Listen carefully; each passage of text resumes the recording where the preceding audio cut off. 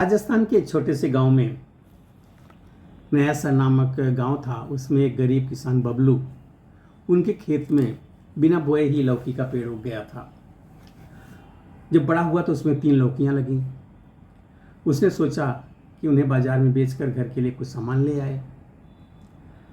अब वो 3 लौकियां लेकर गांव के बाजार में गया बेचने के लिए।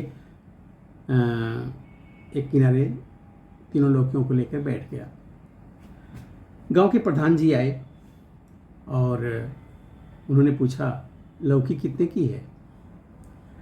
मालिक 10 रुपये की, उसने दीनता से कहा। लौकी बड़ी थी।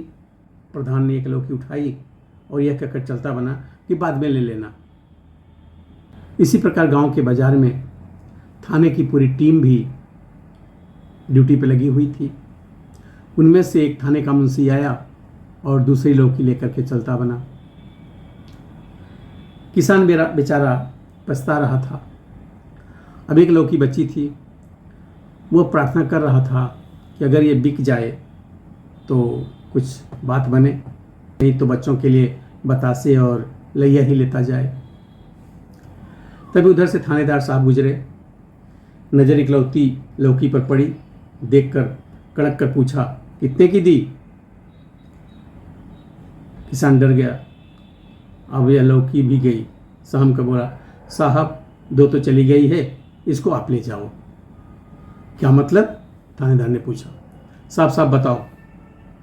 किसान पहले घबराया, फिर डरते डरते सारा बयान कर दिया। थानेदार जी हंसे। वह किसान को लेकर प्रधान के घर पहुंचे। प्रधान जी मुझको परताव देते हुए बैठे थे और पास में उनकी पत्नी बैठी लौकी छील रही थी। थानेदार ने पूछा, लौकी कहाँ से लाए? प्रधान जी चारपाई से उठकर खड़े हो गए। बाजार से खरीद कर लाया हूँ। कितने की? प्रधान चुप। नज़र किसान की तरफ उठ गई। थानेदार जी समझ गए। आदेश दिया, चुपचाप किसान को 1000 रुपये दे दो, वरना चोरी के जुर्म में बंद कर दूंगा। काफ़ी डील हुज्जत हुई, पर थानेदार जी अपनी बात पर अड़े रहे और किसान को 1000 रुपये दिलवाकर ही माने। फिर किसान को लेकर थाने पहुंचे। सभी सिपाहियों और हवलदारों को किसान के सामने खड़ा कर दिया। पूछा, इनमें से कौन है? किसान ने एक हवलदार की तरफ डरते डरते उंगली उठा दी।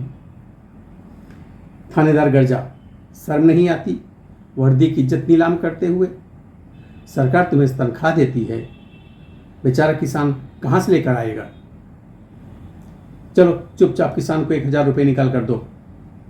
हवलदार को जेब ढीली करनी पड़ गई।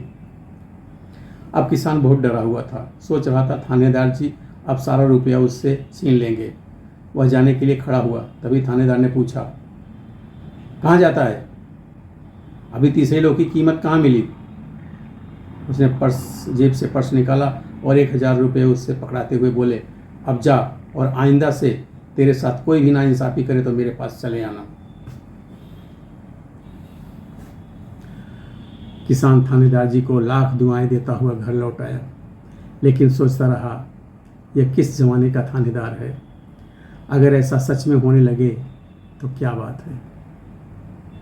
धन्यवाद।